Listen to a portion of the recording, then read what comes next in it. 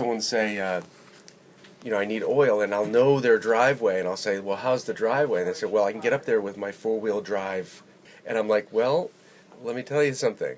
So there's just this assumption that this big truck can get anywhere, and couldn't be further from the truth. They're really notoriously not very good on bad roads, and so we've tried a few things throughout the years. You get chains, the Insta chains that run under the truck that you see in ambulances, and they were a little bit problematic for us because they were prone to having issues that we would have to fix. So when they were working, they were okay, but they weren't a savior, but they helped.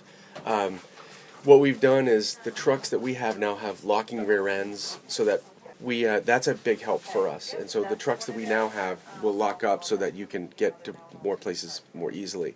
All the trucks carry sand in buckets in a compartment, so that if there is a situation where spreading a little bit of sand can help you make the difference between getting to the house and not. We have 125 feet of hose, so a lot of times we have to just park in the road and pray that we can make it to the house. If we can't, we have to kind of give the customer the bad news that we can't physically get there until you can make arrangements to get sand on your driveway. I have been very lucky. I have been able to pay out of savings for my whole year. He does a payment plan for the whole year, and I was able to do that. So this winter, no. I'm going to run out in the spring, I'm sure. But right now, we're fine. Yeah. Tough winter, but we'll make it. Yeah. We're from Maine. We're from Maine. Sometimes we have to tell customers, I physically just can't get there, and so what you're going to have to do is come and get some in a can until this storm is over, or until you can get someone to sand the driveway. We always will, we'll do our best to get there, but I'm very familiar with a lot of customers, so if someone picks up the phone and I know who they are, I'm like, I know what the driveway, I know how far my hose reaches, so I'll say, look, this is what you need to do.